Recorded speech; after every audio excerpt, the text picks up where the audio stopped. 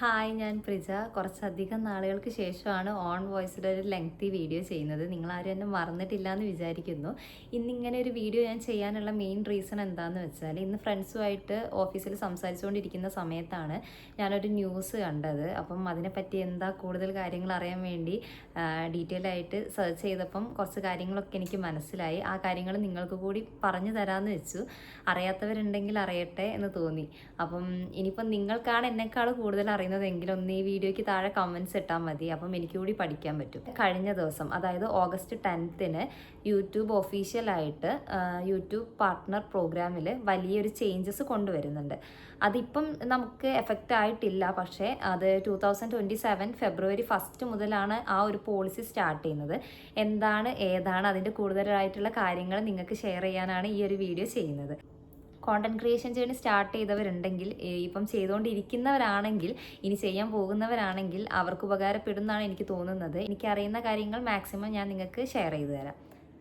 ആദ്യം ഇപ്പോഴത്തെ നമ്മുടെ നിലവിലുള്ള റൂൾ എന്താണെന്ന് വെച്ചാൽ, ചാനൽ മോണിറ്റൈസ് ആവാനുള്ള റൂൾ എന്താണെന്ന് വെച്ചാൽ, 1000 സബ്സ്ക്രൈബേഴ്സും 4000 വാലിഡ് പബ്ലിക് വാച്ച് അവേഴ്സും ഉണ്ടെങ്കിൽ നമുക്ക് നമ്മുടെ ചാനൽ മോണിറ്റൈസ് ചെയ്യാനായിട്ട് പറ്റും. അല്ലാന്നാണെങ്കിൽ നമ്മളിടുന്ന ഒരു ഷോർട്ട് വീഡിയോയ്ക്ക് 10 മില്യൺ വാലിഡ് വ്യൂസ് ഉണ്ടെങ്കിൽ, പബ്ലിക് വ്യൂസ് ഉണ്ടെങ്കിൽ നമ്മുടെ ചാനൽ നമുക്ക് മോണിറ്റൈസേഷൻ ചെയ്യാനായിട്ട് പറ്റും. ഇതാണ് നമ്മുടെ ഫസ്റ്റ് ഘട്ടം എന്ന് പറയുന്നത്.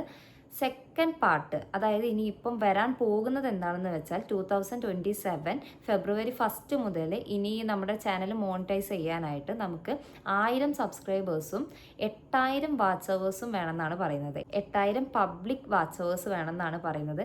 അത്യാവശ്യം കടുകട്ടിയായിട്ടുള്ള ക്രൈറ്റീരിയ ആണ് ഇനി വരാൻ പോകുന്നത്. അതുകൊണ്ടാണ് ഞാൻ ഇപ്പം ഇങ്ങനെ ഒരു വീഡിയോ എത്രയും പെട്ടെന്ന് ചെയ്യാം, അറിയാത്തവർ അറിഞ്ഞോട്ടെ എന്ന് വെച്ചിട്ട് ഒരു വീഡിയോ പെട്ടെന്ന് ചെയ്യുന്നത്. എങ്കിൽ പുതുതായിട്ട് കോണ്ടന്റ് ക്രിയേഷൻ ജേർണി സ്റ്റാർട്ട് ചെയ്തവർക്കാണെങ്കിൽ, അതുപോലെ ഇനി തുടങ്ങണമെന്ന് ആഗ്രഹിക്കുന്നവർക്കും കുറച്ച് ചലഞ്ചിങ് ആയിട്ടുള്ള ഒരു കാര്യമായിരിക്കും.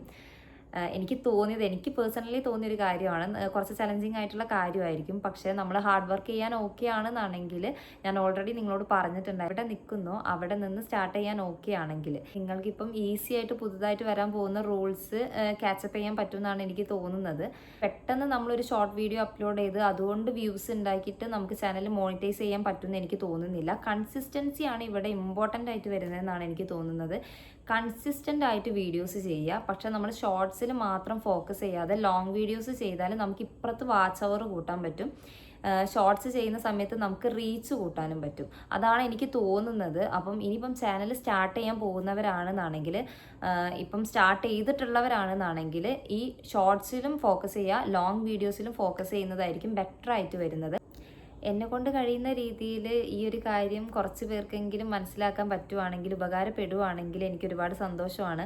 അതുകൊണ്ടാണ് ഇപ്പം ഇങ്ങനെ ഒരു വീഡിയോ ചെയ്തത്. കൂടുതൽ കാര്യങ്ങൾ ഉണ്ടെന്നാണെങ്കിൽ നിങ്ങൾക്ക് മനസ്സിലായ കാര്യങ്ങൾ ഒന്ന് ഈ വീഡിയോൻ്റെ താഴെ കമൻറ്റ് ചെയ്യുവാണെങ്കിൽ എനിക്ക് കൂടി യൂസ്ഫുൾ ആയിരിക്കും. അപ്പം എന്തായാലും ഈ വീഡിയോ നിങ്ങൾക്ക് ഉപകാരപ്പെടുമെന്നാണ് ഞാൻ വിചാരിക്കുന്നത്. അടുത്ത വീഡിയോ ആയിട്ട് വീണ്ടും കാണുന്നത് വരെ ബൈ.